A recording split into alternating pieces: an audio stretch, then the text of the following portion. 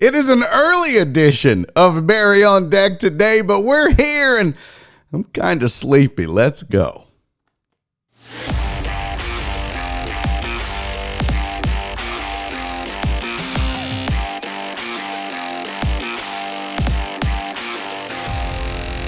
Live from the BiffNet Studios World Headquarters in Spring, Texas, it's Barry on Deck, hosted by former ESPN Houston radio host and stand-up comedian Barry Laminack, starring Oliver the Cat.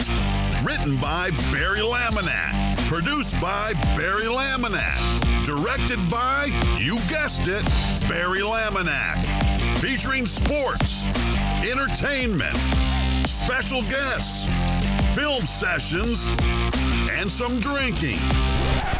Okay, a lot of drinking.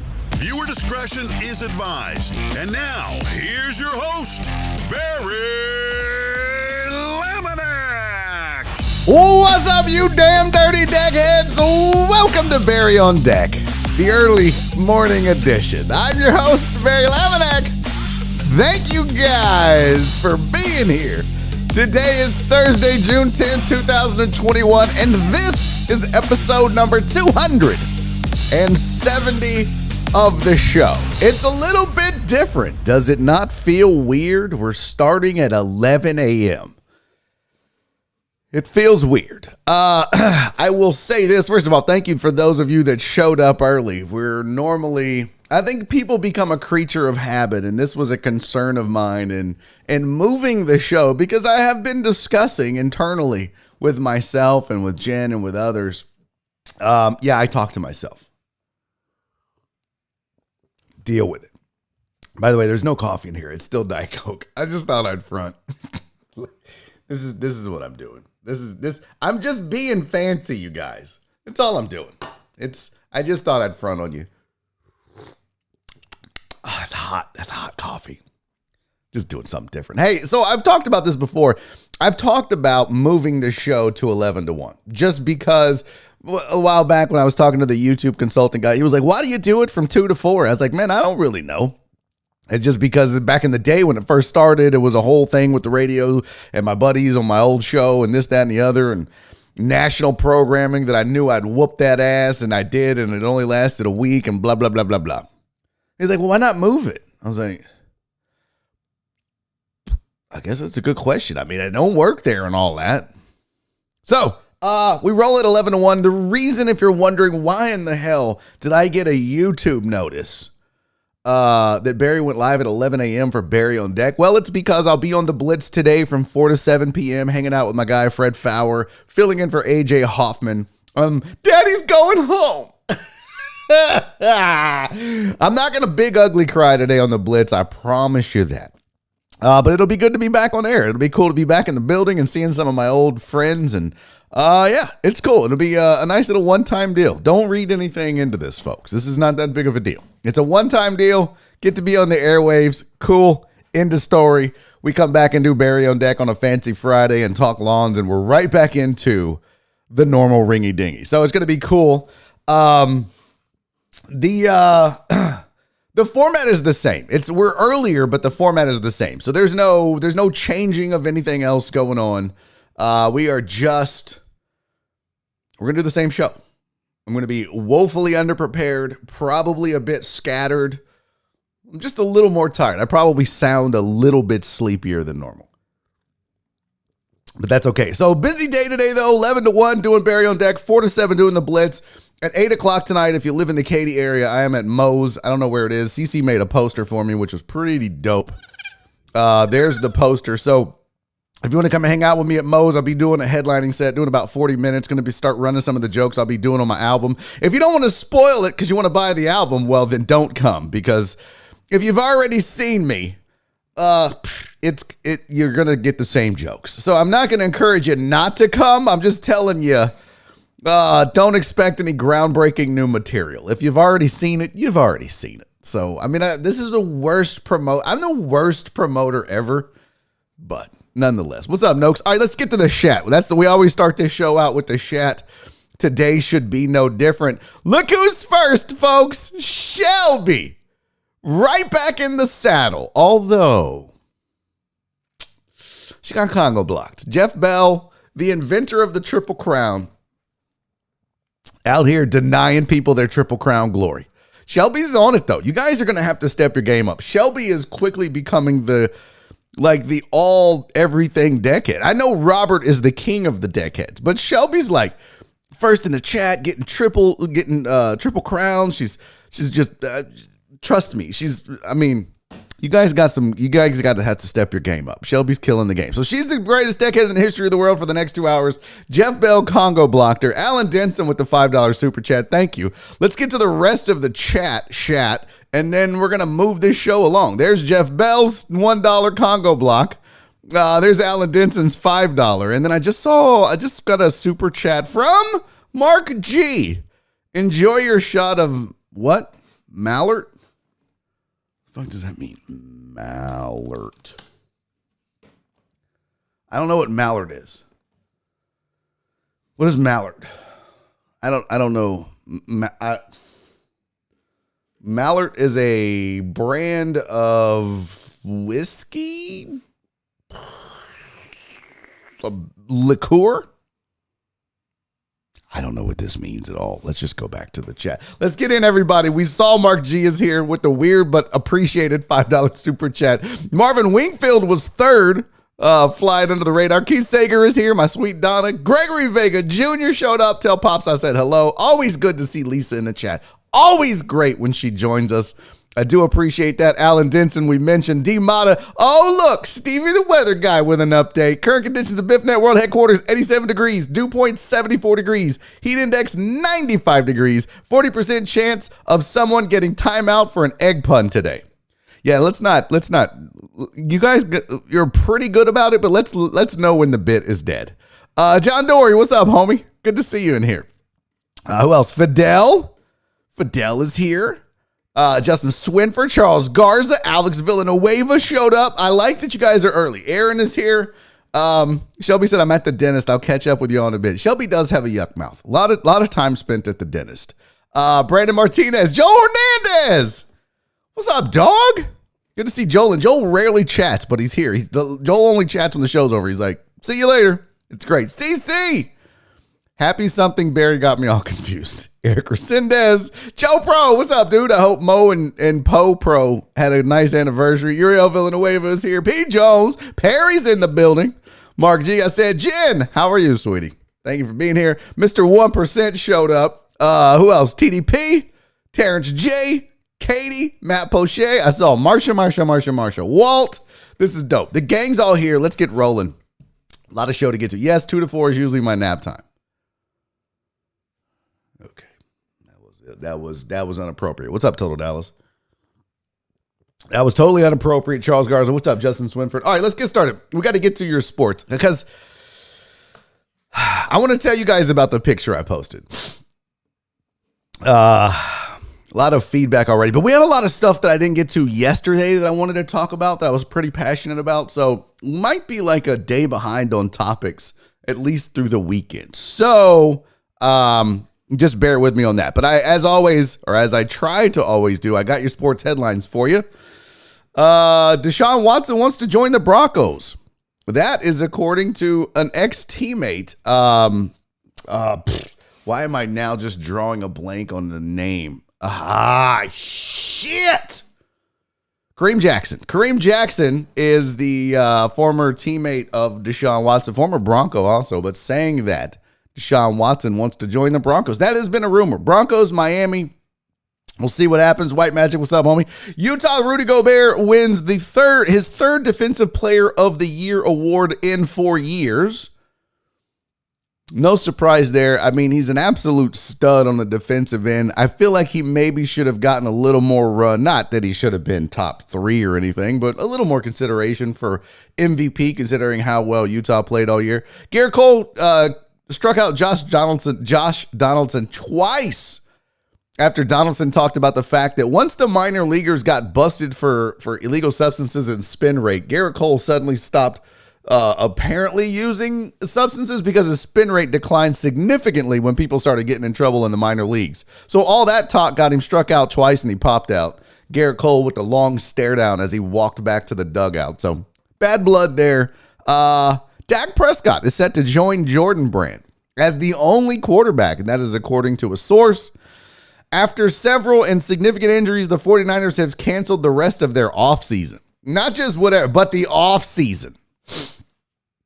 Texans are canceling their mandatory minicamp. This is kind of a weird one here, but the Texans are saying, so how to put it? David Culley said that he likes what he's seen, that everybody showed up. They accomplished what they wanted to accomplish. So they're canceling mandatory minicamp. So these voluntary OTAs, he said most of the stars showed up. Okay. Time out, David. You don't have any stars anymore. All the stars are either in Arizona or one out. Like, you don't have any stars left. So let's go easy with the language. All of your better players, better compared to the rest of your team. Okay, fair enough. Stars? Stop it, David Culley. But he says he's happy with the way things have gone, so he's canceling mandatory mini camps. And you might be thinking, this is no big deal. What does that mean? Here's my theory.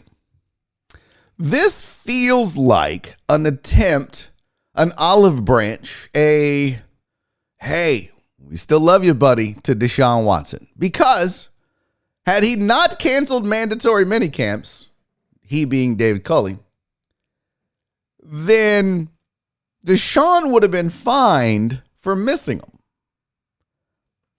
And I do think that this is their last-ditch effort to say, look, we really love you. This is a new culture. This is a different front office now. As much as we know it's not, because there's still two idiots, still two morons in the building.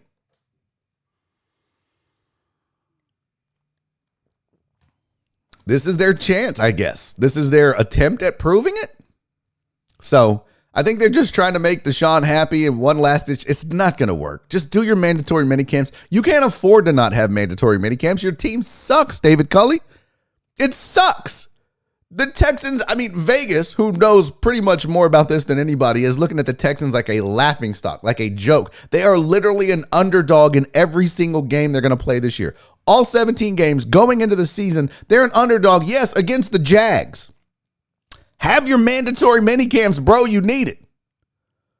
You need it. It's ridiculous. What are we talking about in the chat?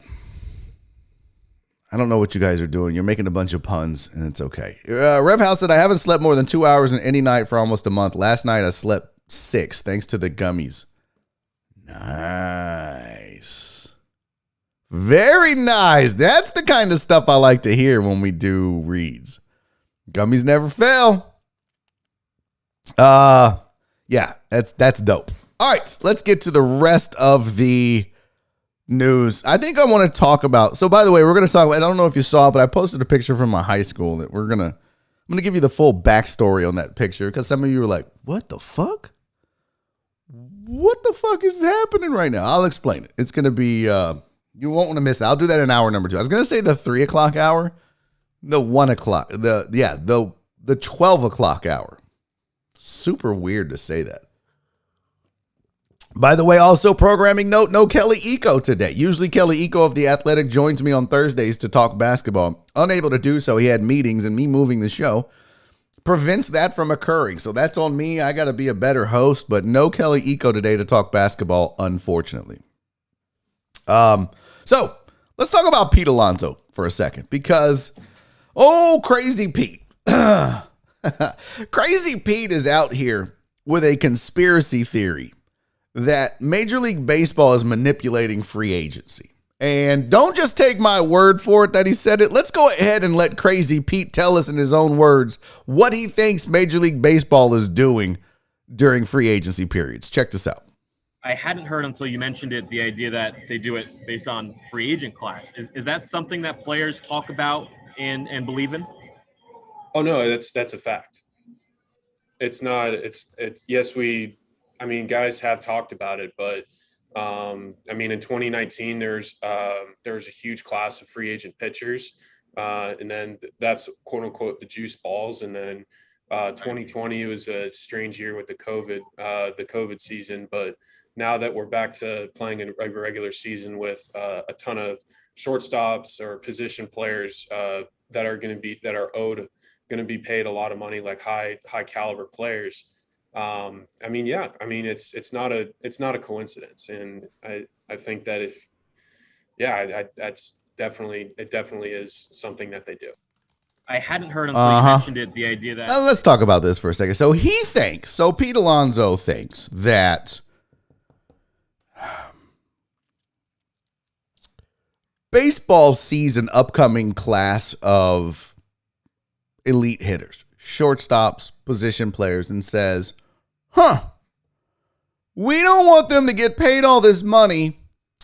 Let's unjuice the balls. Let's make it more difficult to hit the ball out of the park and manipulate their statistics so that their numbers are down.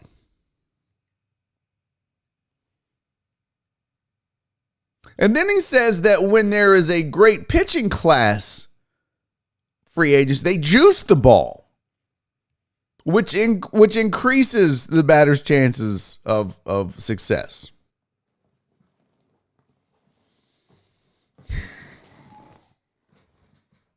I've never been conspiracy theory guy.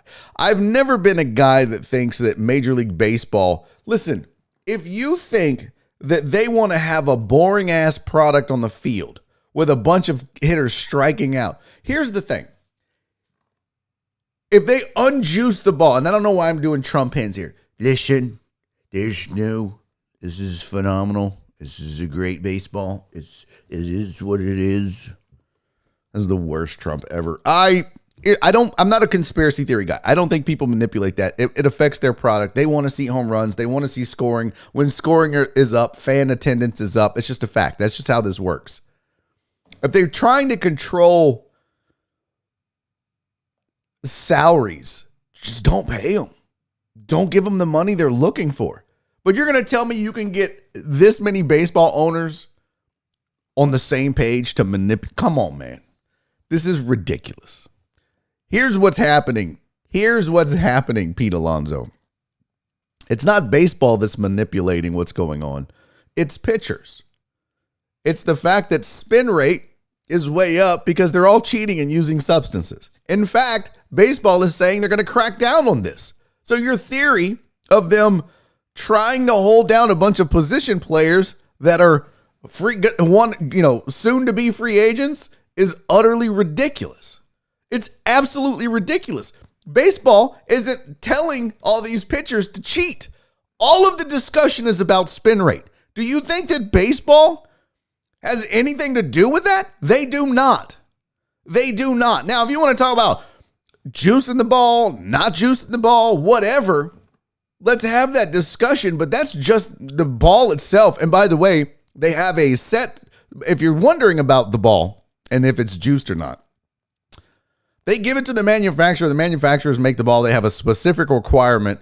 The manufacturers are the ones that'll be like, hey, we think we can tighten the core of the ball. It'll make it less wobbly, which makes the ball fly further. This, that, and the other. But I just don't believe that baseball is out here. Oh, we got a bunch of position player free agents. Let's unjuice the ball. Oh, we got a bunch of pitchers. Let's juice the. It just sounds ridiculous. You had the era of the trash cans and sign stealing when all the numbers were up for batters, and now you're in the era of spider tack, and all of the numbers are down. So it's not baseball that's manipulating this. It's the players, Pete. It's the players. You had the hitters cheating for a while. The pitchers countered with spider tack and higher spin rates. Your move, batters. That's where we're at, buddy. Stop blaming baseball for what the players are doing to your sport. It's your bad, not theirs. Amos says it sounds like the man trying to keep them down. That's what, yeah. That it's got a very, I don't like this. I wonder, let's see if Pete Alonso is a free agent. What you want to bet he's a free agent? What you want to bet? What you want to bet if we looked? He either is or was. Let's see. Here's his spot track contract. Let's pull up the details here. Oh, look at that. 2021. Well, he's arbitration eligible over the next 3 years. Then he becomes an unrestricted free agent in 2025. But the fact of the matter is, this is his last year before his first arbitration. When you go to arbitration, it's based on your numbers. So he thinks he's not going to have good numbers to come on, Pete. Pretty silly. White Magic said, I mean, if any league was doing it, it would be baseball. They are the most corrupt. What?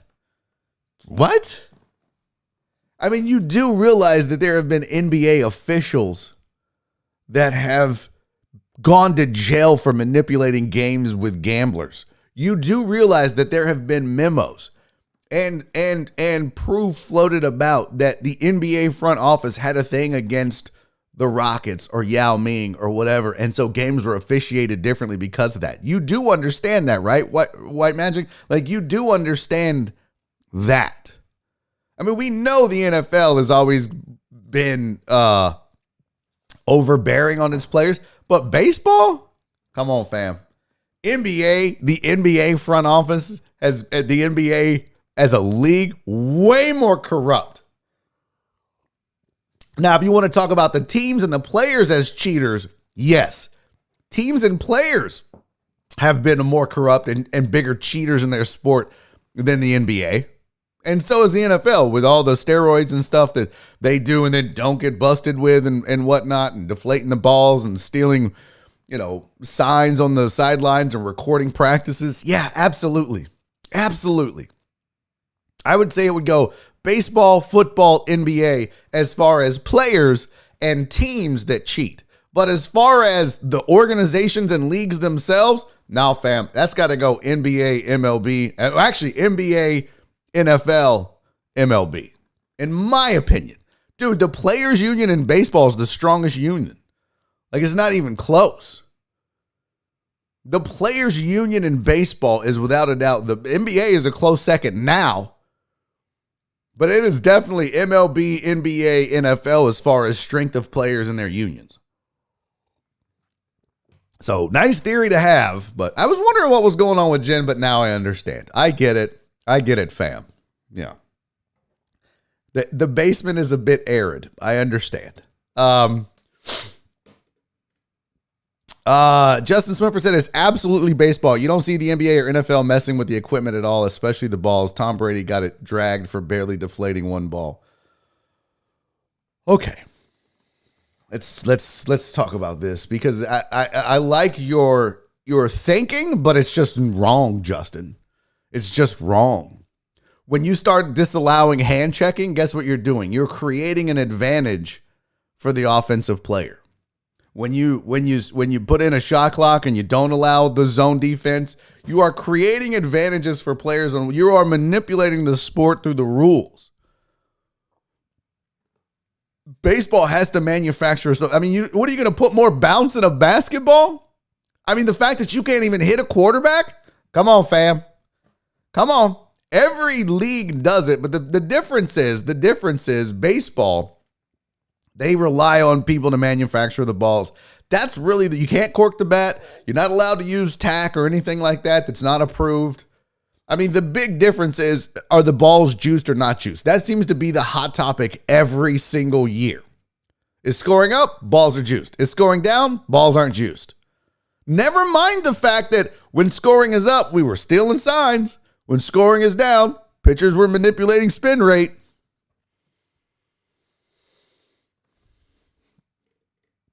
Baseball is the only sport where steroids automatically make you a 10,000% better because it requires no skill, just strength.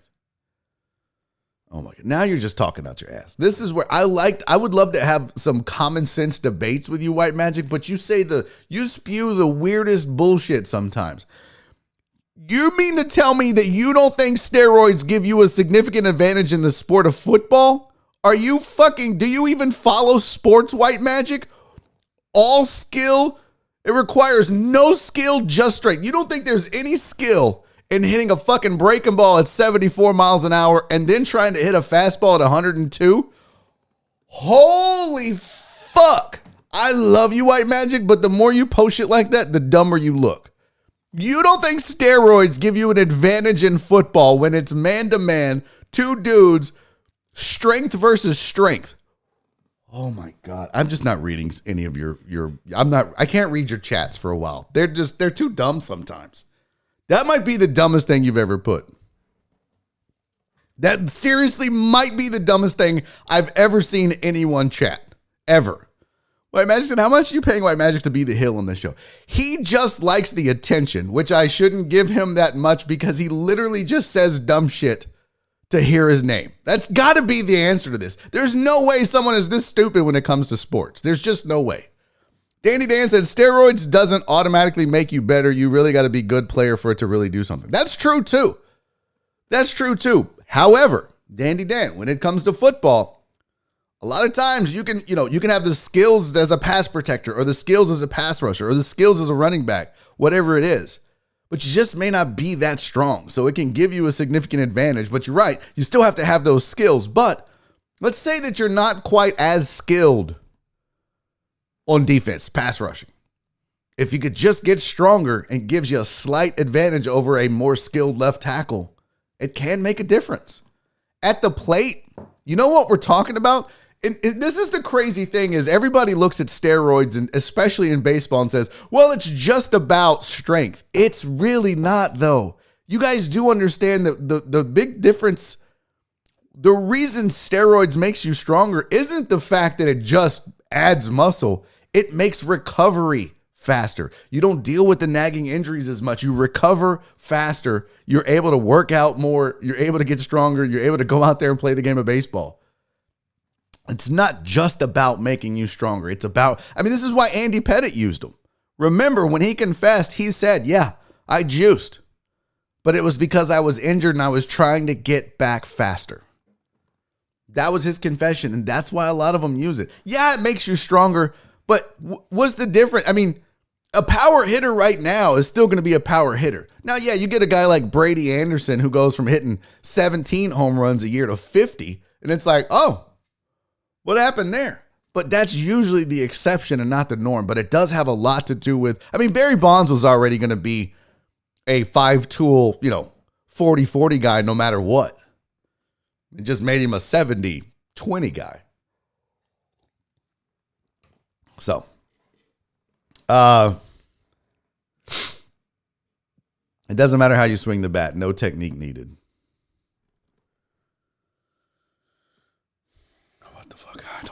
I don't understand you guys sometimes. I literally don't understand you guys. Rev said, all I'm hearing is if I take steroids, I can play baseball. No hand-eye coordination required. Yeah. Jerry Bow in the building. What's up? Riley DeLisandre is here. What's up, dog? Jerry Bow, good to see you, buddy. Tiger was good with the steroids. Look, it's true. I don't know. Just a weird discussion. I just think some of you don't do enough research and I'm not mentioning any names, Pale Mike.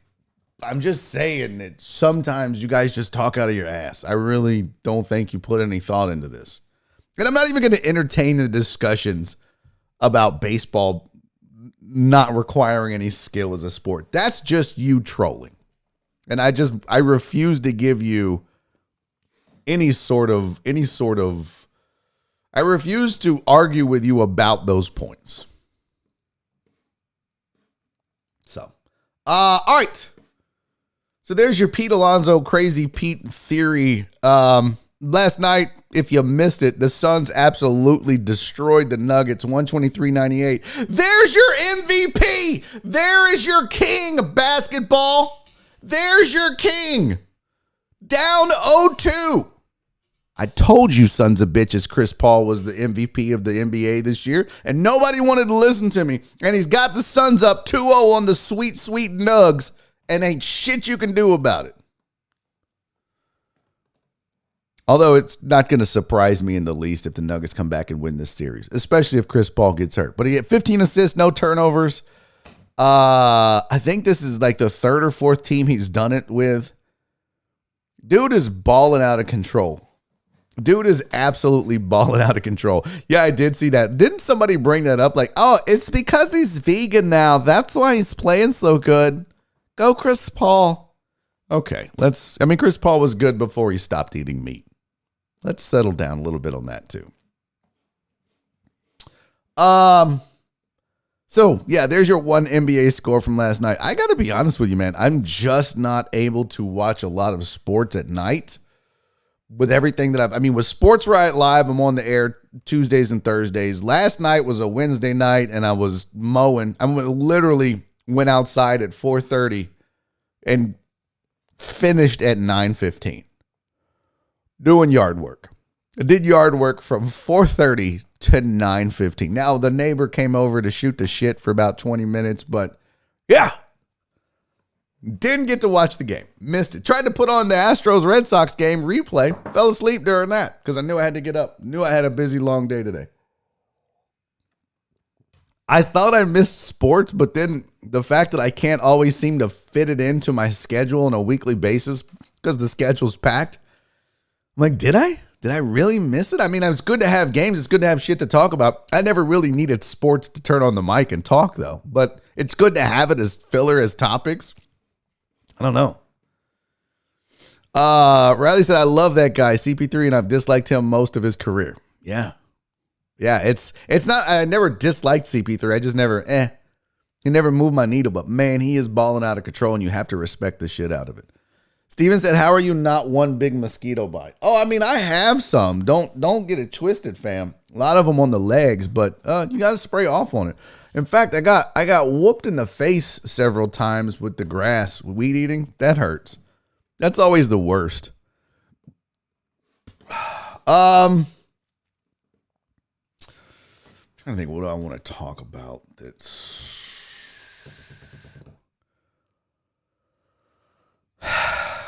I want to do this. Let's just get this out of the way. We're going to talk DeAndre Hopkins in just a second, but I meant to get to this yesterday. I want to put this topic to bed.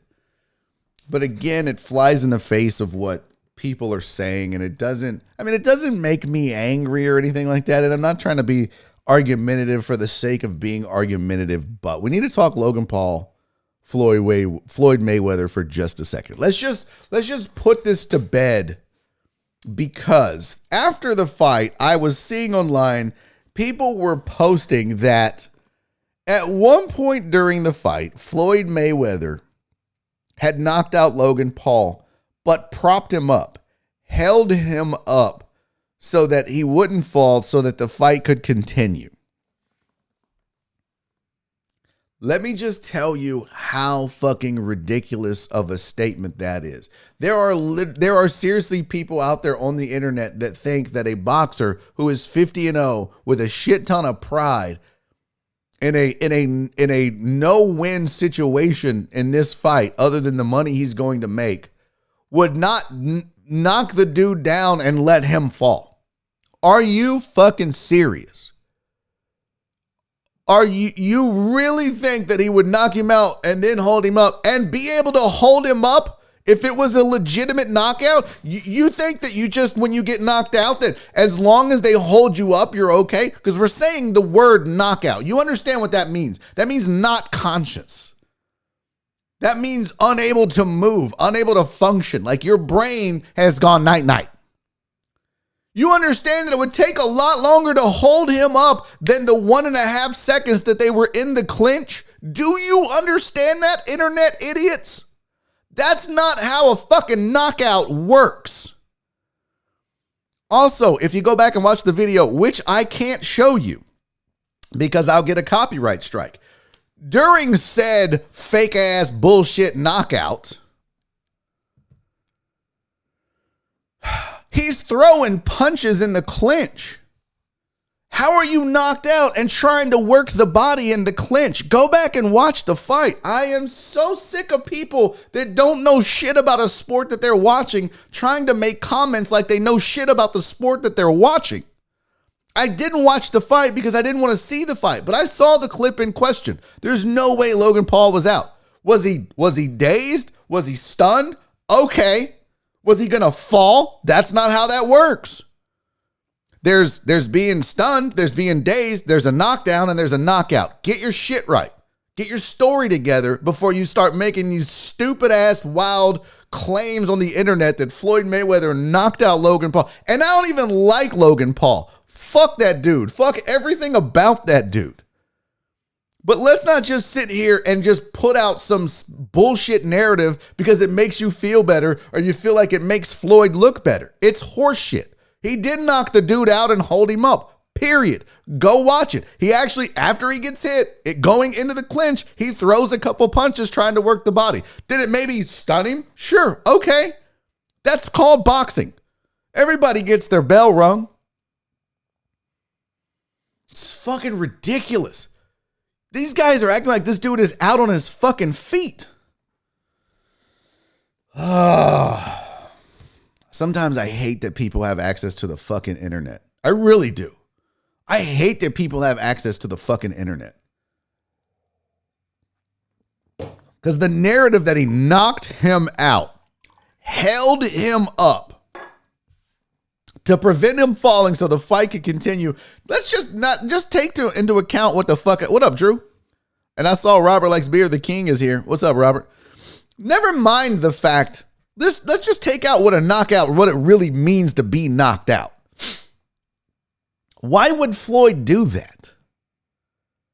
You think that a guy that went 50-0 and beat some of the greatest boxers in the world is going to give a fuck about a YouTube star hanging in there? He got his money. It don't matter. What better story? You get your 100 million or your 30 million in patches in your shorts or whatever the fuck you made on that fight and you knocked the white boy out? Come on, fam.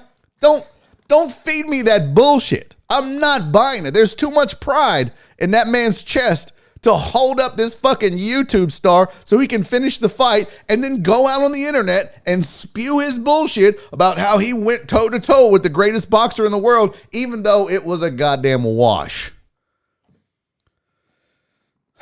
Stop it. And he even admitted as much. Logan Paul responded to it and said, look, did he daze me some in the fight? Yeah. Was my bell rung? Yeah. Was I ever knocked out? No. It's ridiculous. Don't try to cheapen the moment. But he admitted to, he said, people are trying to spin it and say that he knocked me out and caught me and kept me up to keep the fight going to the 8th round. Shut the fuck up. Shut the fuck up. Stop trying to discredit what happened last night. First of all, nothing happened last night. You didn't do a goddamn thing. So we won't discredit it if you don't try to make it something it's not. You took an exhibition fight against a guy you were taller than and heavier than and fucking just lasted. That's it. You lasted. Congratulations, you lasted. Could a lot of us have lasted? No. Good for you. But you ain't fucking Muhammad Ali, homie. Slow the fuck down. He said, Floyd punched me and I kind of lean on him a little bit and it looks like that I went limp. He said, make no mistake. He got a lot of good punches in. I got fucked up with a couple of shots. I didn't know my face could make that shape. But I never rocked, never blacked out, and never got knocked out. So he's admitted to, oh, fuck. He rung my bell. I mean, it's just fucking ridiculous. And then you got these fucking morons. They're just, oh, Floyd knocked him out and hold him up. Nope. That's not how that shit works. That's a good point. Could you really cheapen that cheap ass moment? What's up, Harpsters? Harpy in the building. Amos said Floyd does bet on his fights, though. I'm just, no, fam. I'm sorry. I'm going to need some concrete. Think about that, Amos. What good does it serve to hold him up and then something happens? What if you get caught in the 8th round? What if it is still boxing? He's definitely bigger than stronger than Floyd. Say just something crazy happens and he clips Floyd on the chin and not even knocks him out, knocks him down. Could you imagine what that does to the legacy of Floyd Mayweather if he gets knocked down by a fucking YouTube star? Could you imagine? There's no risking that. It ain't about the money. He's already paid. And the betting thing, I'm not going to. I know that was probably some tongue-in-cheek joke shit, but come on. There's no way Floyd And now when we talk Floyd Mayweather, yeah, he went 50-0, was never knocked out, but some YouTube star knocked him down in an exhibition match. So, how good was he? He would never let that happen. Dandy Dan said, I know nothing about boxing, but to my amateur eyes, dude looked foolish facing Floyd. No big moments in that fight. Yeah, it wasn't good. It wasn't good at all. It doesn't matter that it was an exhibition match. I mean, it doesn't matter. It'd be like if fucking Barry Bonds faced White Magic right now and struck out. Like, you let this fucking lame internet troll strike out the greatest home run hitter of all time? No way he goes down like that. Well, I wanted to. No, it just is not going to happen. The fact that people spent money on this. Shut up, Cece. I still love you. You made a great flyer, by the way. Cece killing it. I told her, she goes, I hope I didn't. I was like, no, you're hired. You are my new flyer maker. Do it. Because I didn't make one. I don't even want to show you the flyer that they. Oh, it was bad. All right. So what time is it? 11:43. I think it's time I tell the good people about Dan's Seafood and Wings. Hey, if you are looking for some of the best seafood in the city of Houston, hands down, it's way more solid than a Floyd Mayweather boxing fight. Okay, that was terrible. Listen, Dan's Seafood and Wings. If you want the best crawfish in the city of Houston, give it a shot. Give it a try. You're going to love it. I'm telling you, I've had the crawfish a couple times from Dan's now. Absolutely love it. The boiled spicy shrimp. Nora legitimately will not eat shrimp from anywhere else other than Dan's Seafood and Wings. That is 100% fact. They've got all. Now, she wasn't a fan of the New Orleans barbecue shrimp. I was, but she didn't like it because it looked weird, because it had the head on it. I'm like, well, what do you think? She's like, no, I'll just stick with the boiled spicy shrimp. But I'm telling you, the grilled platter, the lo mein, all of it is delicious. All of it amazing. Check them out online. Eatatdans.com is the website. Eatatdans.com. 2 locations. One on the southwest side on South Gessner. One on the northeast side on Uvalde. All the deckheads that have been can absolutely vouch for the deliciousness of Dan's, from Fidel to Francisco Abarca to Katie to Cece to myself. It's amazing. Give it a try. You're going to love it. It's Dan's Seafood and Wings. Put some Dan's in your mouth. All right. I'm trying to catch up on the chat. Damn, watching Barry on Deck before lunch. The Dan's read's making me hungry. Yeah. Let's see here. Can't wait to eat $50 worth of day. Yeah, I have this sitting in my inbox, by the way, house. Courtesy of Jeff Bell. We have a house won a $50 gift card. I need to get that to you. Jen, can we make sure we take care of that this week? We have the Hemp Vita gift card courtesy of Jeff Bell for his birthday to Steven the Weather Guy, Lil Uzi Vert.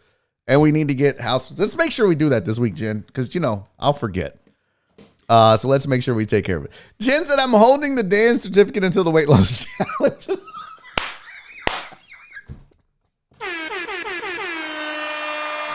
Jen's the real MVP around here. Jen's the real MVP. She's not going to let House get fat. I mean, he'll probably get fat, but she's like, it ain't going to be my fault, Playboy. That is so funny. Oh my God, that's hilarious. That's so good. Hey, I forgot to mention at the top of the show, damn it. Barry on Deck brought to you by the AP Law Group. I'm supposed to tell you that at the beginning and the end of the show. I failed.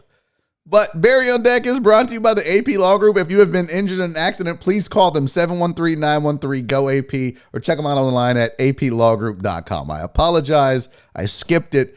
We got it in, just not at the beginning. But I got it in, so it's better late than never. So, what is it? 11:46. All right, we still got time to do a couple more topics. Let's do a non-sports thing, because this kind of freaked me out. I wanted to get to this yesterday. And a guy in Florida left his shoes outside, which, by the way, I would never do that. I don't even leave my shoes on the ground in the garage because spiders and shit can get in your shoes. This dude left his shoes outside in Florida a day after it rained. Now, if you get squeamish about bugs and stuff, you may not want to watch this video. But this is what he went out and saw when he looked in his shoes. Check this out. So this is why you don't leave your shoes outside, I guess, in Florida. Fuck! These little no thank bugs. you. Holy cow, look at this. Listen to how they sound on the plastic. That These was little one millipedes shoe. will come into your shoes, and especially right after it rains. It just rained tonight. But yeah, look how many of these things are in there. Holy cow, look at this. Time for new shoes. Up a mile out. Nope. Yeah, oh my God. What the hell? Yeah, let's get the rest out of there. Okay. No. Look at all these little things. Isn't that crazy? Those are all just my shoes. This is after one night in Florida. Jesus. That's disgusting. That is absolutely so this is why disgusting. You don't leave your shoes outside, I guess, in Florida because these little bugs. Oh, God. Just hearing them hit the plastic. These little millipedes will come into your shoes. So gross. And especially right after it rains. It just rained tonight. But yeah, look how many of these things are in there. Holy cow. Look at this. Yeah. Dump them all out. First of all, those shoes are done. If those are my shoes, why are you getting why are you emptying them? Just Hal said put the shoes in the bucket and light it on fire. Fuck that. I'm just lighting the shoes on fire where they lay. If I go out and if I saw that, no, just get the lighter fluid, flame on. Like I'm Fantastic Four in this bitch. Nope. Joe pro tip: always shake out your boots in the morning. 100% fact. When I go out to because I keep I have 3 or 4 pairs of old sneakers or boots or whatever in my garage for lawn work. And if I'm going to put on a pair of shoes, first thing I do, you shake it and then I'll run the hand in there. I don't give a shit. Anything in there, I'm trying to scoop it out. I don't want to put my foot in there and be snuggling with a spider for 3 hours. Nope. Always check on my shoes, but don't leave your shoes outside, man. Now, I do know this. My sister used to live in the hill country in San Antonio, and I guess scorpions are real bad out there. And she would always find scorpions in her shoes. I was like, there's no way I could live there if that's the case. Are you fucking kidding me? First of all, scorpions? I'm out on scorpions. No thanks. I mean, millipedes were bad enough. None of that shit. Who leaves their shoes outside like that, by the way? What are you doing? Fidel said, what if you just you're in a rush? I don't think you missed that many millipedes. I don't think you missed that because you got to look to find the hole to put your foot in anyways, right? Reyes says are they bad? I know you, Chris and Cisco are out there. Are the scorpions bad out there? Justin says scorpion stings suck so much worse than a wasp or a bee. I couldn't imagine. I always felt like scorpions were like deadly to humans, but I guess not. But no thank you. No thank you. Reyes says he sees like 4 a week. That's insane. By the way, if you're wondering where the chat and all that is coming from, you might be listening to this. You may have found us for the first time on a podcast. Maybe it was recommended. Maybe you were searching. Maybe you just happened to stumble upon it on iTunes or Google Play or Pandora or Spotify, or you're using the Podbean app. If you're so, welcome. Please make sure you follow or whatever platform you're listening on. Leave us a review if you're on iTunes. That super helps. If you're watching YouTube, please subscribe to the channel. But there is a chat. This is a live show. So if you haven't watched us on YouTube, head over to youtube.com/Barry is funny. Subscribe to the channel. Watch the show. There is a live chat that you can participate in. That's always fun. Super important part of this show. Yes, even white magic stupid sports takes are important to this show. Ben said, my folks live near Austin.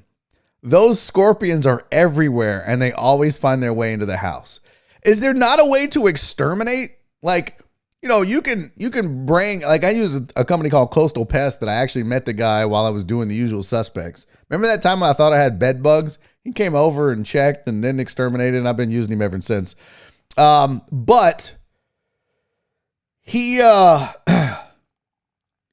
is there a way, you can keep roaches out, you can spray for bees and wasps. Can you exterminate against scorpions? Interesting. Ew, D-Mata said they taste good covered in chocolate. No, thank you, fam. No, thank you. Donna said, when I travel to West Texas, I always check my hotel room for scorpions. Ooh. Who's saying completely harmless? What's harmless? Oh, scorpions? Oh, millipedes. Okay. I was like, what are we talking about? Yeah, don't eat bugs. Don't eat bugs. Y'all are having a weird bug discussion in the chat. All right, time to move on. I just thought that was an interesting video. I have a film session. We're going to do that in hour number 2. It's an airport fight that pretty one-sided, but we'll do that. I also have a Kanye West fashion update for you as well. A quick story to get us to the break, and then we'll come back with some more. But there is rumors out there. Rumors abound that the Knicks would be interested in John Wall. It was a report on Hoop Central via Evan Massey that the Knicks have some level of interest in John Wall if he were available via trade. Look, I know that the Knicks want to build on, Julius Randle and Derrick Rose, the MVP candidate. Sham. Total sham. So he's in his 30s now. Pretty good year with the Rockets, all things considered, when he was healthy. The problem is the contract. What do the Knicks have in exchange? It's going to have to probably be a 3-way deal where they include some picks or whatnot. I don't think it happens. But it's just interesting to see that, the Knicks think they might be a player for the coming. It's not going to surprise me in the least, though, if this was a flash in the pan type season for the Knicks and they just go back to being the Knicks. Julius Randle looked legit. I just don't think there's any chance that they land John Wall. But stranger things have happened. Stranger things have happened for sure. White Magic said crabs and crawfish are literally roaches of the sea. Oh, that's not even. Again, why am I doing this? If there was a mute, here's the thing. White Magic is, as much as he hates baseball, he's not even over the Mendoza line of good chat messages. Like 20%. He's not even hitting 200. Is that true? Centipedes will fuck you up? Is that true? I think I killed one the other day. How do centipedes sting you? I don't even know how that works. How do centipedes? I totally didn't spell that right at all. How do centipedes sting? Oh, what the fuck? That's a creepy looking centipede. What the fuck is that? Look at this monstrosity. Hold on, I moved my subscribe button there. Turn that off. Get out of here. Look at this creepy fucking thing. By the way, I'm no math expert. That's not 100 legs. That's definitely not 100 legs. I can count. This is a centipede also. This looks closer to one, but that's definitely not 100 legs. This much closer, but also looks creepy as fuck.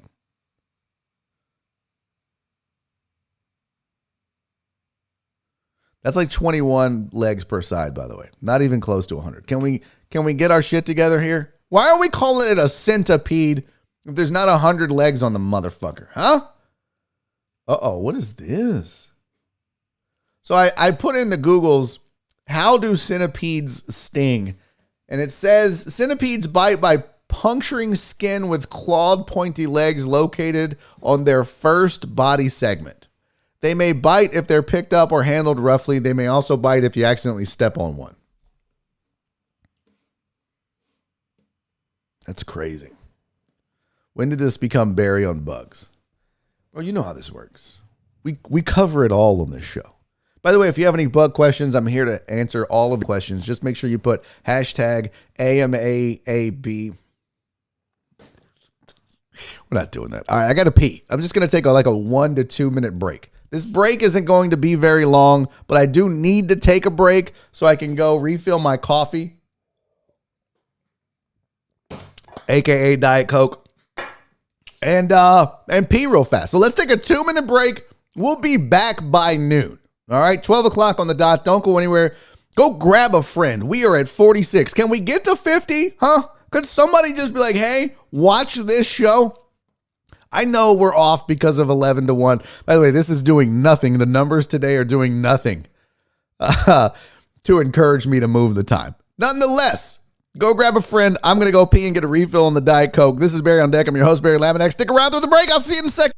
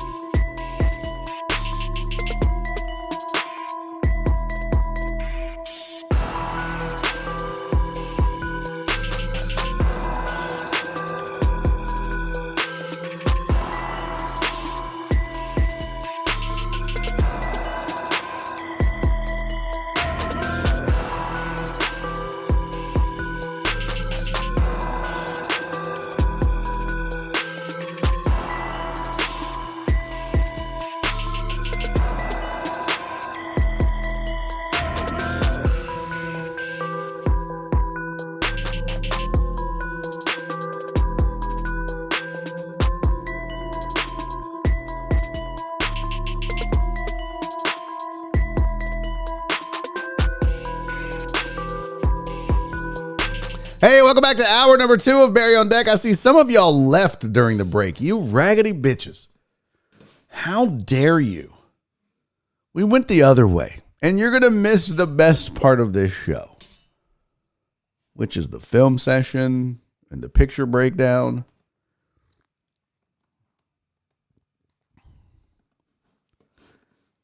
We're not doing AMAAA.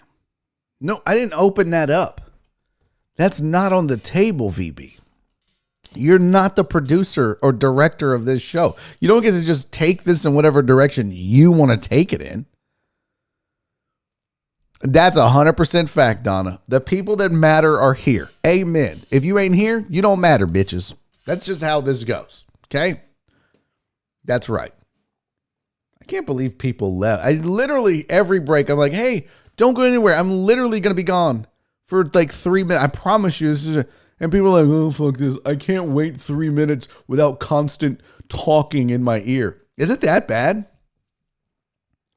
I know people's attention spans are short, but like literally we were at 44 before the break. We're at 38, which by the way, might be the worst we've ever done on this show.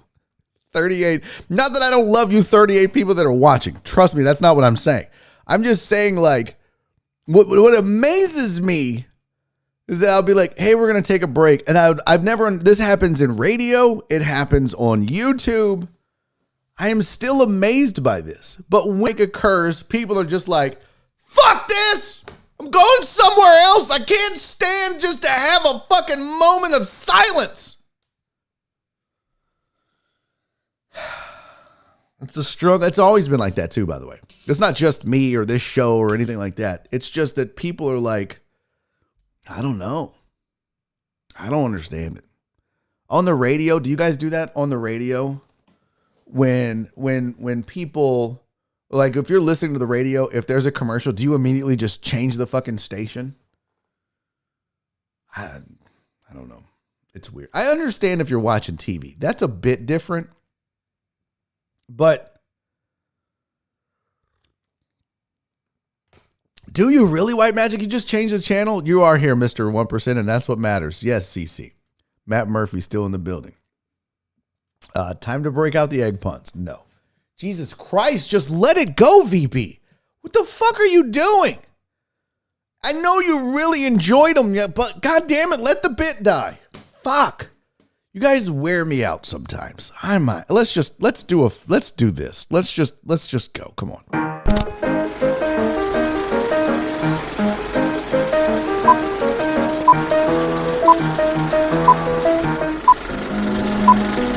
And now it's time for a film session. Yeah, baby. Back to film sessions. We have a fight at an airport. That was, I don't know what caused this fight. I don't know why this fight occurred. But it happened. And you know it's our job here on Barry on Deck to break these down and do film sessions. So let's take a look-see-doopsie-doo. And then oh wait, hold on. We got thank you, Justin Swinford, for the $5 super chat. I really appreciate it. I think you are, I do this shot in your honor. He said, grab the JMO, pour a shot. What just happened? I just turned my mic down. Grab the JMO. There goes Oliver. Grab the JMO, pour a shot, down the hatch, loosen up. Okay, fine. It shall be done. My one shot for the day. Not doing a lot more. No more drinking. We'll do it right before the film sesh. 12:04. Yeah, sometimes I mute. I don't like to burp into the mic. But sometimes I do. All right. We are here. It's a weird day. It's a busy day. But for those of you that did show up on time at 11 o'clock, I appreciate you. Those of you that stayed through the break, I love you. Those of you that are still rocking with me no matter what, God damn it, I love you so much. You really have no idea. From the top to the bottom, cheers.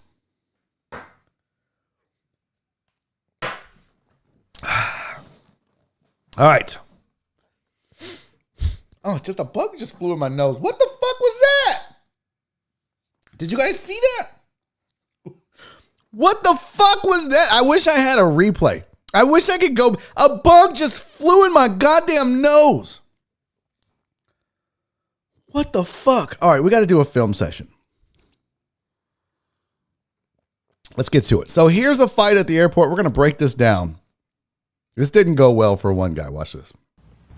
Oh, so that's the wrong goddamn one. Hold on. Here it is. Oh! Oh! Well, you heard those smacks. Let me rewind it. Listen. Just listen for the smacks. Those thuds, man. Those thuds. What is she doing? Hold on a goddamn minute now. Damn. He just checked him in like baggage. God damn. Just checked him in. What is she doing? Yeah, he did. He definitely did, though. I don't think that went the way the white guy wanted it to go. Let's break this down, shall we? So first things first, solid shots being landed by the hoodie first. Solid shots. Smack, smack, right there. You can see he kind of buckled his knee a little bit. Like that shot didn't hurt. This is the shot that Logan palled him. Watch, he just right here. He oh boy, there goes the knees right there. Holds himself up. Now let's talk about what's happening right here and what this guy could have done differently. Because as you see, it's kind of a hockey fight style. So hoodie guy grabs the sleeve, grabs an arm and is holding it and is punching dude with the other hand. So dude's got one arm that he can't let loose. No doubt he's a righty and has never really thrown any punches with his left hand. So this is why, as a martial artist, you guys want to make sure you're adept at throwing punches with both hands. This is why you train, so that you can make sure you can put that left out when you need to put that, when you can't put that right out. Okay? Second thing is, how do you get rid of a dude that's holding your sleeve and punching you? Well, there's really only one thing you can do. I would start moving my arm like that, but God damn it, put your left hand up. Don't get hit. Put your left hand up and guard your face. Like, we talk about this in every single fight. If you can't throw punches, you should be deflecting punches. Put your hand up. If he's punching you there, that's way better than punching you there.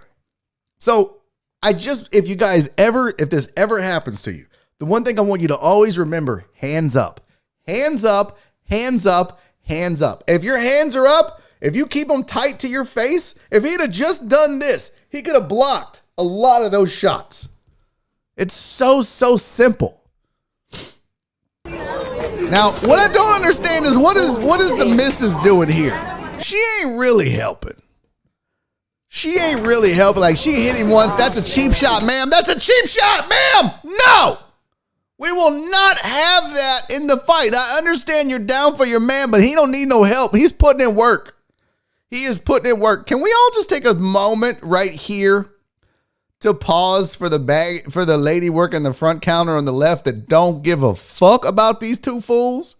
Watch her. She don't give a fuck. Look at her. Just watch. Just watch. Look at her. You know, she's like, these fools. Let me see. What else do I have to do before my break? She don't give a fuck. Now, can we also acknowledge that whoever's recording this is the best commentary ever? Oh, shit. Oh, shit. Listen. Oh, shit.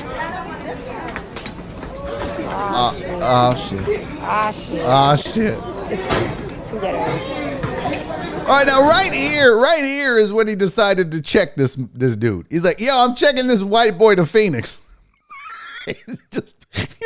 I'm not storing this cracker in an overhead bin. I'm checking this fool all the way to Phoenix. By the way, can we also acknowledge that the female is fighting in slippers? Can we acknowledge she's in a sundress and slippers and she's out here throwing punches, intervening in a man-to-man fight? Why are you getting in the middle of it, mama? Step back. Your man don't need no help. He's handling his business. He went straight up hockey style and he put in work. This dude, I don't think that the white guy landed a single punch this entire time. And there's only one thing to do at this point. When it gets stopped right here, I mean, I'm going through the slow motion. Let's see. 1, 2, 3, 4, 5. Well, he missed that punch. He tried to throw a left at least and missed. You can clearly see if your left hand is on the guy's shoulder, you didn't land that punch. There's another one. There's 4, 5, 6. He lost the sleeve right there, so he grabbed. Now, see, he finally gets his right arm free right here. He finally gets a right arm free. Let's just evaluate this for a second. Hey, chat, what's wrong with this picture? Can anybody in the chat tell me where this guy fucked up? What's going on here? What's wrong? Matt said, dude probably stepped on his 13s. Do the right thing style and shit, right? Hey! Scuff my Jordans. Yeah, Drew said, dude's getting them hands. What's up, Marty? Can anybody in the chat tell me? Oh, did y'all hear that? My throat made a weird noise. Can anyone tell me what the problem is here? And it's not oh boy in the hoodie. It's not the black dude. Black sheep knows. Head down. Guys, what have we talked about? They're flying American. That's the problem.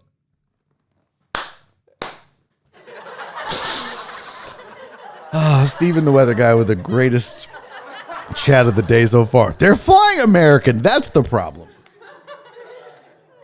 Amos says he should have went to the get off me. Listen, Amos, it's super hard to do the get off me when one arm is locked up. Super hard. The problem is he's dead standing up. Here's the problem. Black Sheep nailed it. Head down.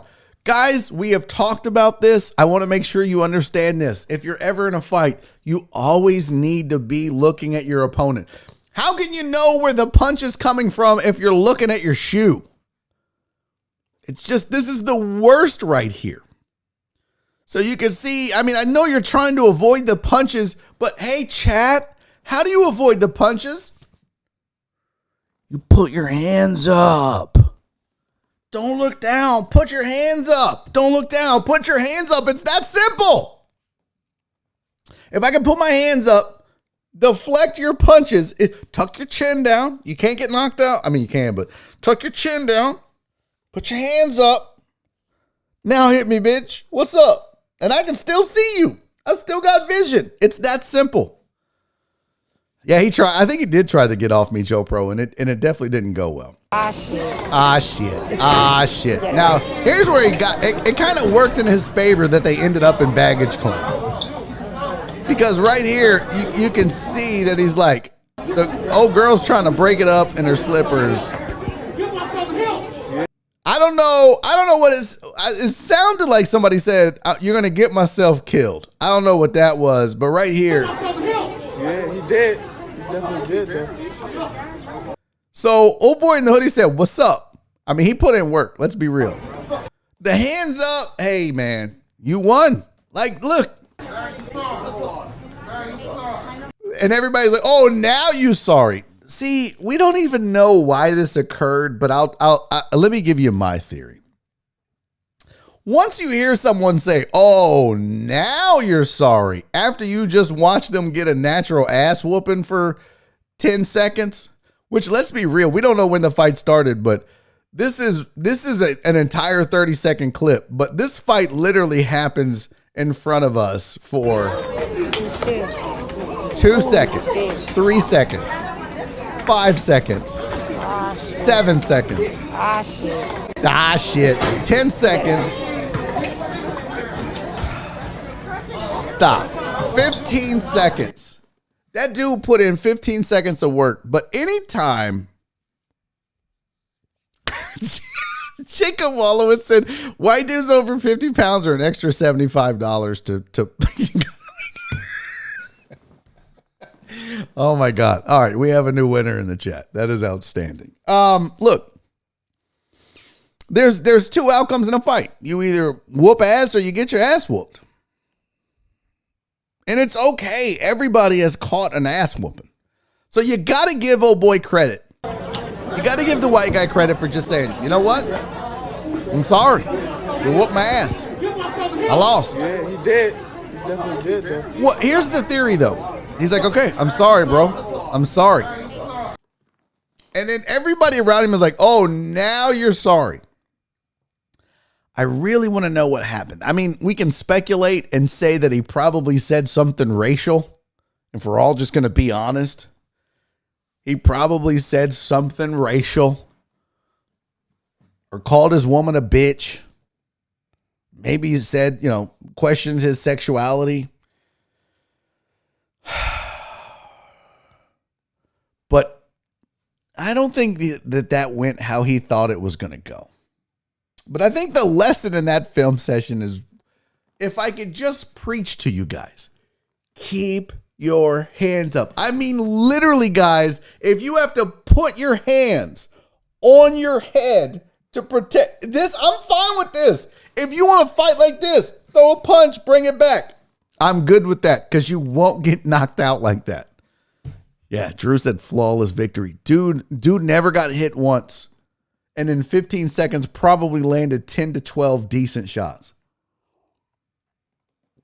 Unbelievable. Unbelievable. All right. I do have more sports to discuss, but I'm not going to get to that right now. By the way, that JMO hit hard. Man, I am out of practice, which I don't need to be in practice. That's when the depression kicks in when I drink too much. That JMO kind of hit. I also haven't eaten today, so that's probably part of the problem. One shot, and I'm like, okay. No more sports. Save it for 4 to 7. Okay. I have no idea what we're going to talk about today. I mean, Fred sent me a rundown, but you know how that goes. We're not using that. Let's, I closed the sports folder. Let me move my monitor here. This gets better. There we go.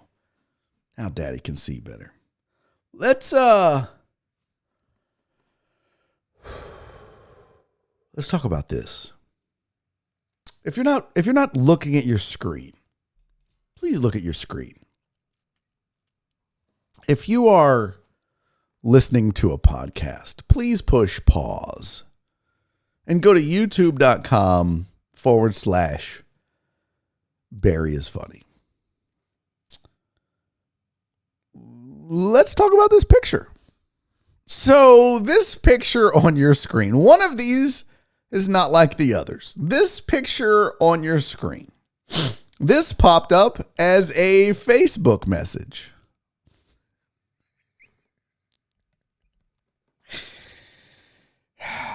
I know you guys have a lot of questions. I get it. So this was circa 1992. Now, I don't know why Jen is shaking her head. Fidel says I look photoshopped. Tony called me Talcum X, a line that he stole from the internet where they call Sean King Talcum X because he's so light-skinned. So, Tony, you get no points for stealing someone else's joke. I'm sorry. You get no points for stealing a joke that's been out there for years now. Originality is key.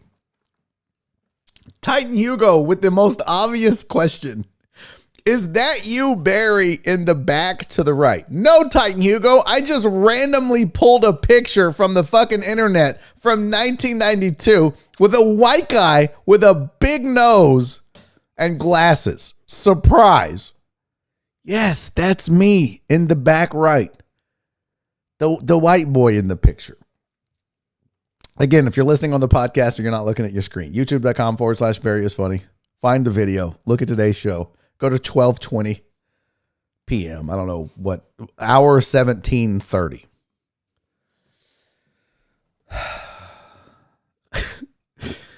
Steven said it looks photoshopped.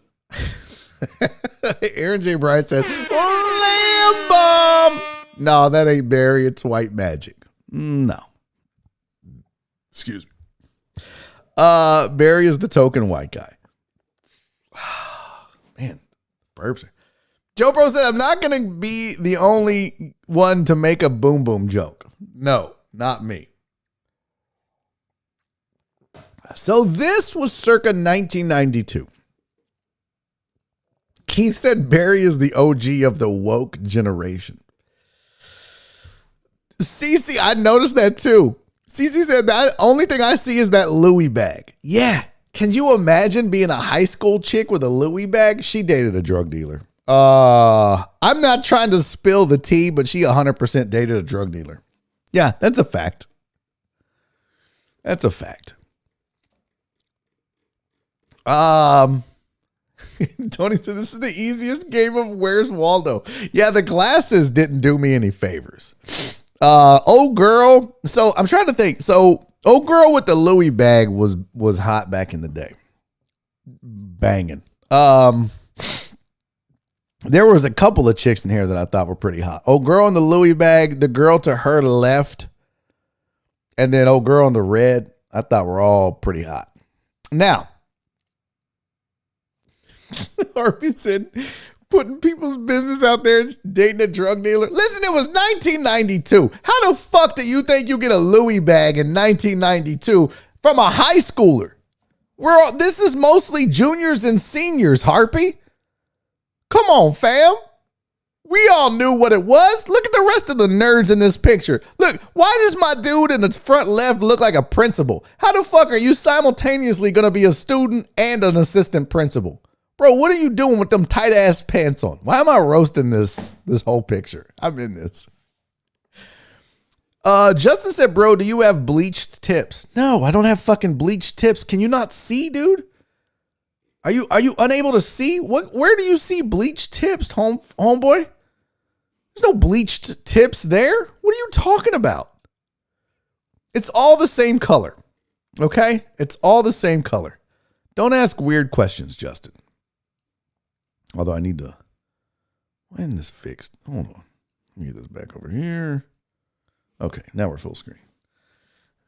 Matt Murphy said, I look like an extra member of UB40. Michael Green said, Barry, did you try to get some brown sugar?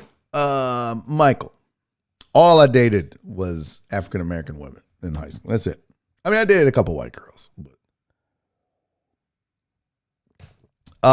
they do look weird. I see it. What are you talking? That's just the reflection. Y'all do realize, look at the reflection in all of our glasses. That's the flash from the camera. I don't have frosted tips. I promise you. Fidel said, I thought that dude on the left in the suit and the tie was a teacher. No, that's just a student. That's that weirdo. See, here's the thing. Like, I always make fun of the people that wore, like, there was always that weird white guy in high school that wore a fedora. Remember that guy? Remember the fucking weirdo white guy that would be like, he would wear a fedora? Or there was like that weirdo white kid that brought a briefcase to school. Like, bro, why are you carrying a fucking briefcase? What are you doing, you fucking nerd? Well, black people have those guys too. And it's the guy that always dressed like a fucking assistant principal. And it's right there on the left. That's him. He was fucking weird. By the way, there was a weird sexual vibe between me and the girl over his right shoulder. I don't know what it was about, but it was a weird thing. Walton, I thought dude in the tie was Kelly Eco. All right, so let me explain the story behind this picture. Matt said how got so much what? He got so much produce that his hair is shiny. Produce? What? Products? Yeah, that's all Aquanet, baby. That's 100% Aquanet. My tips look bleach. Are you guys fucking blind? Like, seriously. I want to think you guys are like trying to just be funny because there's no way you're this fucking stupid. Like, seriously. Let me just do this because, like, you guys are fucking amazing. I know you guys cannot be this fucking stupid. Serious. And I'm not even trying to make jokes here. You guys can't be this dumb that you see frosted tips from a reflection. Let's just evaluate the tips for a second, shall we? Oh, hold on. I just moved to Oliver. Man, I gotta get, what's going on here, fam? What frosted? I mean, are you guys not looking at the edge? That's a reflection off my hair. My hair was shiny. What? If you look at the tips of it, it's flat. You guys are fucking blind. Oh my God. This is why I don't want to do shit like this. I mean, I want to do stuff like this, but sometimes you guys are fucking dumb. This is where I ignore the chat. So the story behind this photo is, this is the Utopia Club. I might have told this story before, but this actually kind of reinforces it. Thank you. Drew said it looks like the flash from the camera. That's exactly what it is. Oh my God, Cowboy Trav, don't fall into the trap of being a dumbass like the rest of the chat. It's clearly you can see the flash in all of the nerds with glasses on. And then all of a sudden you don't think that would happen on my shiny hair. By the way, is that Touche in the back? No, I don't think that's him. Wallace said, watch your mouth, big fella. The fuck you talking about, Wallace? The fuck you talking about? You telling me to watch my mouth? Sean said, team dumb. Yeah, Wallace, I don't think you know how this works if you're telling me to watch my mouth. So here's the story behind this this picture. So this club, this is a club. This is a high school club. And this club is called UTOPIA. Now, the point of this club at Jersey Village was to promote racial harmony. And Miss Lee is the lady you see in the middle. She was a counselor. She was the absolute sweetest lady in the world. Oh my God. I loved Miss Lee. She's the one that encouraged me to join the UTOPIA Club. She said, so Barry, I know you're big into, see, this is the thing. And I talked about this before, but you know, I mentioned that you got all these people that are pushing for, like, especially non-African Americans, but like you got white folks who are like, we need equality. Where were you in 1992 when it wasn't cool to do that? And you talk about me being the OG woke guy, which I know is meant to be funny. But the fact of the matter is, I was trying to promote racial harmony before it was in vogue. And believe me, no one gave a fuck. Tony's like, where are the Mexicans? Where are the Asians? Exactly, Tony. Where are the other white people? So this club, she says, I know you're passionate about this. Why don't you join the UTOPIA Club? The point was to promote racial harmony at Jersey Village High School. So I show up to the UTOPIA Club. First day. And it's in the auditorium. And the auditorium is full of black people. It's the only people in the club at the school that is meant to promote racial harmony. It is nothing but black people. There are no white guys. There are no Asians. There are no Hispanics. There's nobody else but black people in an auditorium full of black people. So I walk in to this auditorium full of black people. Look at that nerdy, skinny, weirdo looking motherfucker. I walk into this auditorium to join the UTOPIA Club. And Miss Lee goes, oh my God, Barry, I'm so glad you're here. Go to the back. Or she said, go sign in and then grab a seat. So the sign-in sheet is at the front of the auditorium. It's it's a fucking high school auditorium. So the sign-in sheet. So I walk up to the front and I'm so fucking nervous because it looks like somebody accidentally put some salt in the pepper shaker. You know what I'm saying? Like, this ain't normal. So I walk in to the sign-in sheet. And from the back of the auditorium, my back is to the entire auditorium. And from the back, I hear somebody go, hey, this ain't Spanish club, motherfucker. And the auditorium just fucking erupts in laughter. And I was like, oh my God, what am I doing? Why am I doing this? What am I here for? And then I thought, this is exactly what I'm here for. I'm here to break down the race because we were very, not segregated, but we were very racially segregated amongst our own students. Black people sat with black people in high school. White kickers, like the country folk, right? We called them kickers. They sat together. Athletes sat together. Asians, there was an Asian table.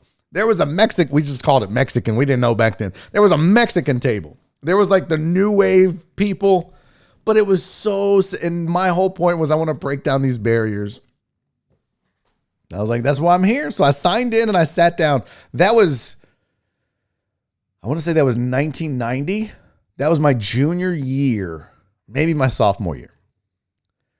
So fast forward 2 years from my sophomore year to this being my senior year of the UTOPIA Club. And I was now an officer in the club.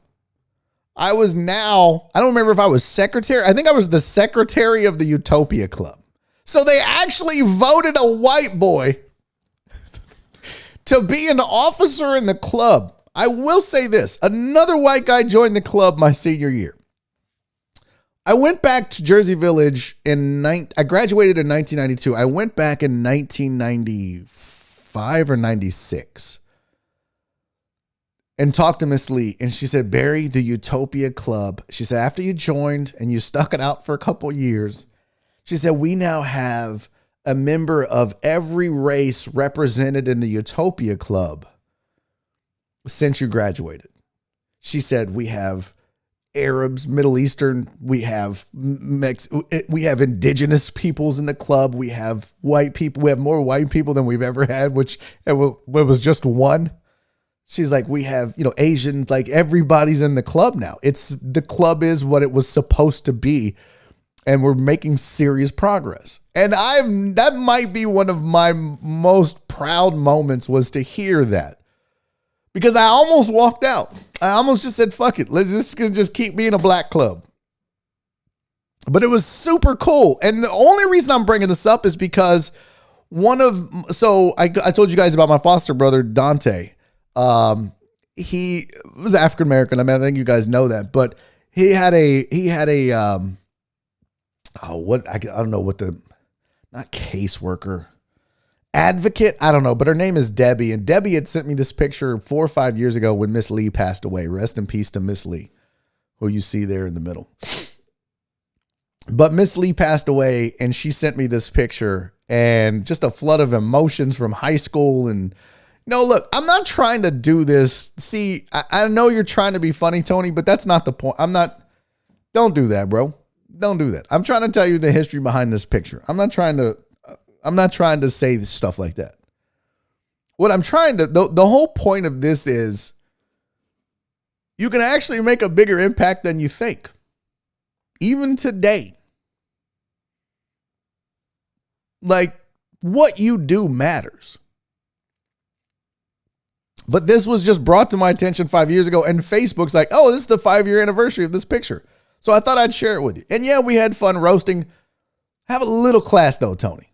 Have a little class. Like, not the point. The point was, and if you guys want to think I'm like just saying this I don't need the accolades and shit like that. The whole point and the moral of this story was you can have a bigger impact on things than you think you can. Stick to your convictions. And my convictions were that I wanted to promote racial harmony at my high school. And so I did. So I'll ignore the chat because I think some of you kind of missed the point and want to be funny. You're just not good at it. But what we can do is roast it. We can absolutely continue to roast people. The girl in the yellow was a nerd. Her and the girl in the look at that big ass leather jacket from the girl on the right. So the 3 girls, the one to my left and the 2 in front of me, they were nerds. They were like super smart, nerdy girls. But they were all sweet, super sweet. I think that the tall dude in the back was in drama, if I'm not mistaken. But the 3 girls that y'all see around Miss Lee, the lady in the middle, they were like super wealthy, well-to-do. One of them, obviously the Louis bag dated a drug dealer. I think the girl in the red did too, but I'm not positive. And then, like I said, the dude that looks like a principal, the chick over his right shoulder, there was some weird sexual vibe thing going on between her and me. Turquoise shirt. Yeah. Sean, I'm telling you, she was a baddie back in the day. So Charles is obviously late to the conversation. What did the dude in the front do? He was just a student that tried to, dress old and shit.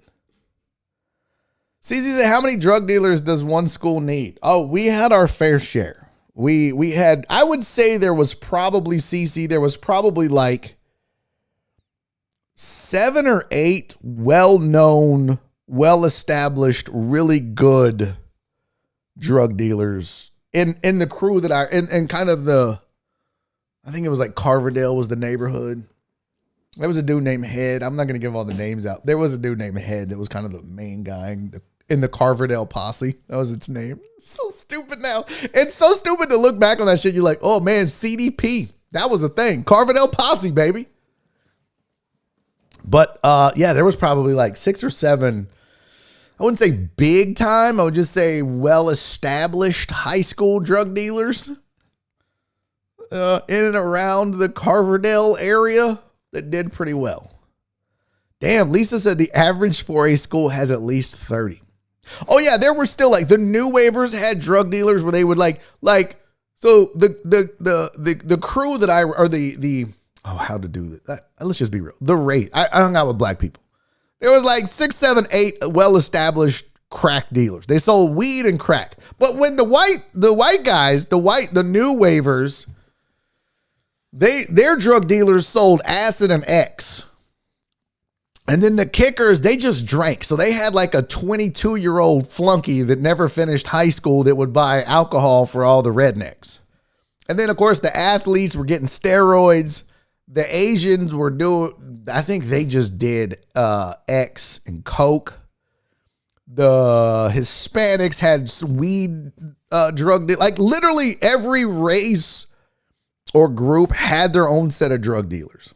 Super weird. So it doesn't surprise me when you think about it, what Lisa's saying. I don't know if she meant that as a joke or serious, but about it, when you have all those different people and you got guys like, I can make money off of this group and sell them drugs, I'm going to do that. All right, Terrence, we'll talk to you later. Yeah, Cowboy Trap says she's got that young, short Halle Berry hair going on for sure. Jen said happy hour is going to be epic tomorrow. Oh, yeah. For sure. But I just thought I'd share that with you guys. That popped up on my timeline from Facebook. I know I talk about my past a little bit, and you guys are always like, why does Barry sound black?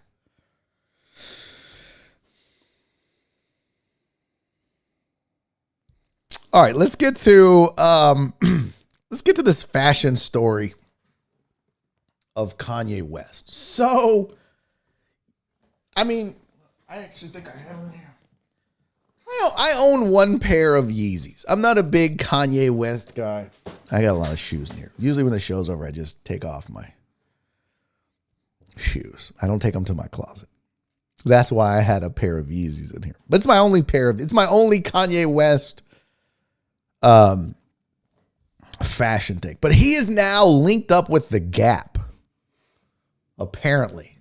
Kanye West released his first Gap item. And it was this jacket. This jacket looks like it has vagina lips. Seriously, why does this jacket have a labia? This is the stupidest looking jacket I have ever seen in my whole life. This jacket, by the way, anybody want to guess how much this jacket costs? Tony said that's a sleeping bag. It does look like a sleeping bag. Does this jacket have frosted tips? Look at all the reflections. Fucking idiots. Nailed it. This puffer style single blue jacket is dropping. It dropped June 8th. It's dubbed the round jacket. $200. Which in when you consider that Yeezy has a plain white t-shirt for $85, it ain't that bad. See, Alex, that would probably be what I would guess. $450, $500 for this raggedy ass jacket. Matt said it'll probably sell out instantly. Yeah.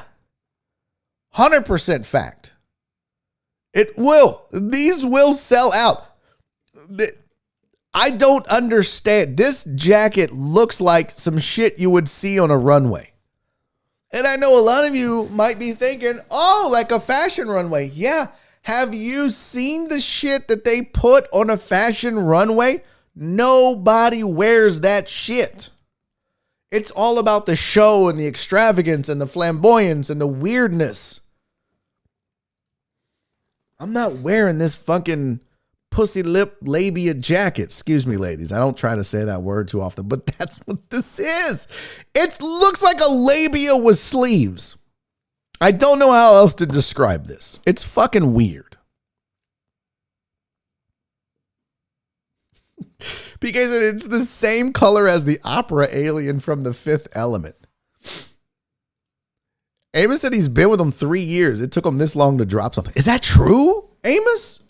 Has he really been with the Gap for 3 years and he finally drops this monstrosity? That's fucking terrible. That is terrible. Looks comfy.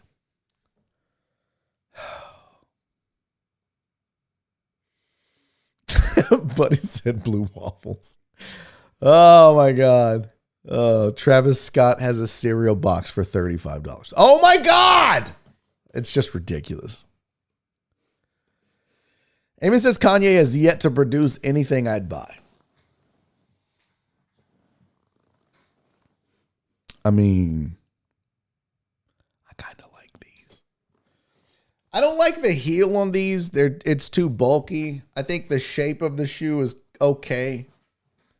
The crazy thing is, and I spoke out of my ass one day and said there's no good fashionable shoes that are comfortable. If you buy comfortable shoes, they're ugly. I take it back because these shoes are so goddamn comfortable. I mean, let's be real though. This is not a good looking shoe. I think this might be the best looking Yeezy out there. But holy fuck, they're the most comfortable shoes I own. Unbelievable. Cowboy Trap says that jacket looks like packing material from HelloFresh. That's joke of the day. Oh my God, that is so accurate, Cowboy Trav. Holy shit. No, I didn't, Shelby. Shelby said, did you see the new shoes he's supposedly making? No, I didn't. I would like to, but I had not. But that's it. So he teased the jacket release, said stepping out into the style in 80-degree LA weather was a thing. Who's wearing a jacket in 80-degree weather? Oh, boy. And whoever said it in the chat is 1,000% right. Those will sell out. And it's ridiculous. Unbelievably ridiculous. All right, a couple more sports stories to talk about. I don't know if you saw this or not, but D-Hop made some news. Speaking of fashion, D-Hop made some news. D-Hop was out here talking about the fact that he's surprised that guys like himself and Julio Jones didn't get more on the trade market. Now, I have for you his word. I couldn't get the video, by the way. I try to usually get the video and put it on the screen for you guys. I was unable to do that, but what we'll do is we'll just go to the link and I'll play it for you, and you guys can listen to his comments. But basically, DeAndre Hopkins was asked about what it was, his thoughts on what Julio Jones got, a 2 and a 4 in the open trade market. And the same thing with him. I mean, he went for a 1, but listen to his comments and then tell me what you guys think. That would not work first round picks, that the first round picks are bad, and that's basically what I would like to see, a first round pick that could do what Julio and myself do. Fair enough. But, guys are pretty good. The receiver core, receiver groups, coming out of college, they're a little bit more advanced than I was back in my days, even though I only had however many touchdowns, 15 so touchdowns. But, you got guys like, Justin Jefferson who came in balling as a rookie. So, there's definitely some guys that can do what Julio and myself do. But I'm surprised, that Julio, I mean, I know, I was only coming off a first team All-Pro, so I kind of figured I might only go for a second round. But I was surprised a guy like Julio would only go for a second rounder. Nice jab at the end. Nah, I was only coming off of first team All-Pro. And I mentioned he went for a first, which was a goddamn lie. He went for a 2 and a 4 in David Johnson. And Julio went for a 2. And so that was why he was commenting what he said. First team All NFL. First team All-Pro. I'm one of the greatest receivers in the NFL, and all you can get is a 2 and a 4 in David Johnson for me. And the fact that he's saying You don't think I'm worthy of a first round? These guys coming in can't do what me and Julio do. So are we worthy? Yeah, we're worthy of a first round pick. We're worthy of more than that because we're well established and some of the best receivers in the NFL right now. He's got a good point. I mean, where's the lie? What are you going to argue with? I mean, and I do see the point that you guys are making in the chat that Julio was older. Yes, true. The age is the big difference between D-Hop and Julio. What is D-Hop now? God, is he in his 30s? How old is this dude? I think I want to say he's 30. Let's see. He's in his 20s still. DeAndre Hopkins is 29. Yeah. So that's the big difference. 29 to 32 in the NFL is a big difference. But when you've been putting up the numbers that both of those guys have, you would think that they would be, especially in a pass-happy league, where people are dying to get ones. No. I just found that interesting. I mean, good for him for speaking his mind and kind of tongue-in-cheek. All I did was come off of it. But we all know why DeAndre didn't get a first-round pick, because the GM of the Texans was a fucking moron. Bill O'Brien was an idiot. That's why you couldn't get what he was worth. Now, I don't know if the same is true in Atlanta, but I think they were just desperate to get something. Because when these players come out and say the things that they say and do the things that they do to ruin their value, it leaves teams in a no-win situation. So let's not also forget that other teams are going to play hardball when they know you're desperate to move a player. So it's going to lower their value. Are DeAndre Hopkins and Julio Jones worth ones? Of course they are. Of course they're worth first-round picks. But when you feel like you can't get anything for them, or other teams know you're desperate to move them because they don't want to be there, watch what happens with Deshaun Watson. I don't think the Texans will get what they want for him. Not just because of the scandal either. But there are teams that are desperate, so we'll see. Julio misses 5 games a season. That's also a good point. Julio is 32. Yeah, I get that. Diggs trade showed you could have got more for a D-Hop. Yeah, Amari Cooper. So we'll see. All right, guys, I think I'm going to bounce. Only because I have to pee so bad. I'm about to piss my pants, and I refuse to do that live on the air. Hey, if you hung in there early, if you showed up early and you stuck around, I appreciate you so much. Love you to death. Don't forget, Barry on Deck brought to you by the AP Law Group. If you have been injured in an accident, you have someone in your family that suffered a wrongful death, call them 713-913-GO-AP or online at aplawgroup.com. I thank them for supporting this show. I thank you for supporting this show. I hope you had fun today. I had a good time. I will see you guys at 4 o'clock on ESPN 97.5. I'll be on the Blitz with Fred Fowler. I'm looking forward to that. If you can make it out tonight, I'll be at Moe's and Katie. Come hang out and catch a set with me. Be telling some dick jokes, having a good time. Alan Adams is on the show, so that'll be good. Jesse Payton will be there. Good time to have on. I'm going to go pee and start show prepping for the Blitz. I love you guys so much. Thank you for being here. Hit that thumbs up. Hit that subscribe. All that. Oh my God, I got to pee so bad. So be safe, be kind, love each other. Don't piss your pants. I'll see you tomorrow. Ow!